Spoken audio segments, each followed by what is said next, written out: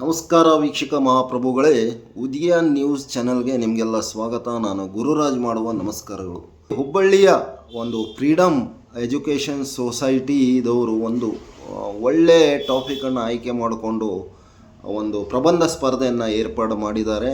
ನಾಳೆ 10 ಗಂಟೆಗೆ ಭಾರತೀಯ ಸ್ವಾತಂತ್ರ್ಯ ಸಂಗ್ರಾಮದಲ್ಲಿ ಮುಸ್ಲಿಮರ ಪಾತ್ರ ಏನು, ಯಾರು ಈ ಸ್ವಾತಂತ್ರ್ಯಕ್ಕಾಗಿ ಧ್ವನಿಯನ್ನು ಎತ್ತಿದ್ರು, ಯಾರು ಪ್ರಾರಂಭದಲ್ಲಿ ನೇಣುಗಂಬ ಏರಿದರು, ಯಾವ ಸಮುದಾಯದವರು ಯಾವ್ಯಾವ ರೀತಿ ಹಂತದಲ್ಲಿ ತಮ್ಮ ಪ್ರಾಣ ಬಲಿದಾನ ತ್ಯಾಗ ಎಲ್ಲವನ್ನು ಮಾಡಿದರು, ಈ ಕುರಿತಂತೆ ಇನ್ನೂ ಇತಿಹಾಸದಲ್ಲಿ ಒಂದು ಕಾಲಗರ್ಭ ಸೇರ್ತಾ ಇದೆಯೇನೋ ಗೊತ್ತಿಲ್ಲ.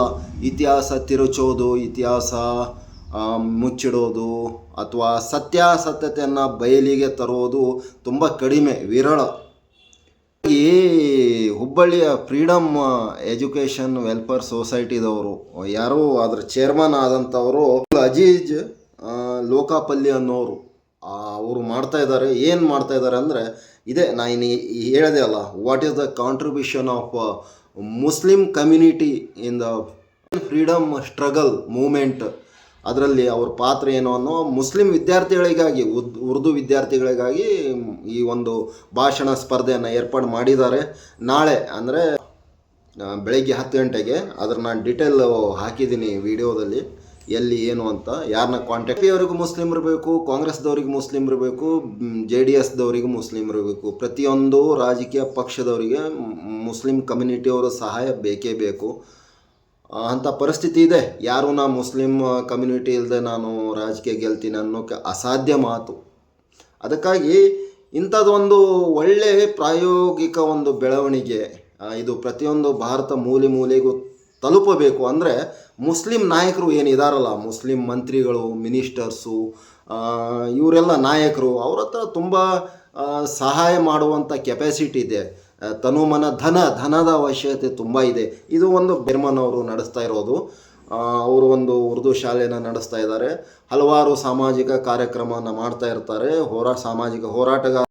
ಅದಕ್ಕೆ ಏನು ಮಾಡಬೇಕು, ಮುಸ್ಲಿಂ ಮಂತ್ರಿಗಳಲ್ಲಿ, ನಾಯಕರಲ್ಲಿ ಒಂದು ಸವಿನಯ ಪ್ರಾರ್ಥನೆ ಏನಂದರೆ, ಶ್ರೀಮಂತ ಶಾಲಾ ಕಾಲೇಜುಗಳಿಗೆ ತುಂಬ ಕೋಟಿಗಟ್ಟಲೆ, 10 ಕೋಟಿ 15 ಕೋಟಿಗಟ್ಟಲೆ ಡೊನೇಷನ್ ಕೊಡೋದು ನಾನು ತಪ್ಪು ಅನ್ನೋದಿಲ್ಲ.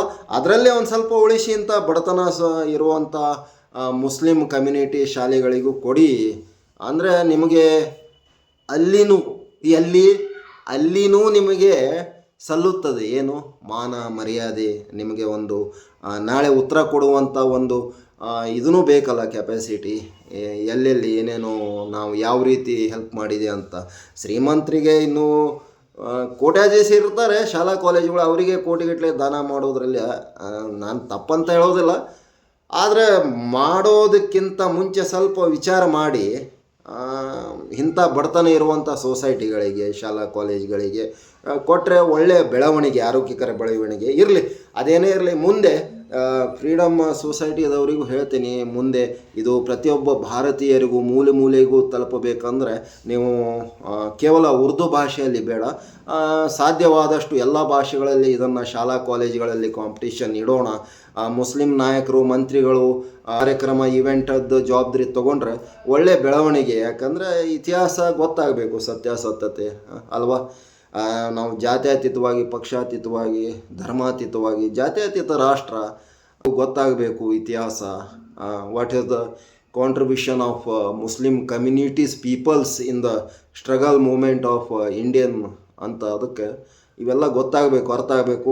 ಇರಲಿ, ಮುಸ್ಲಿಂ ವಿದ್ಯಾರ್ಥಿಗಳೇ, ಉರ್ದು ವಿದ್ಯಾರ್ಥಿಗಳೇ, ನಾಳೆ ತಪ್ಪಿಸಬೇಡಿ.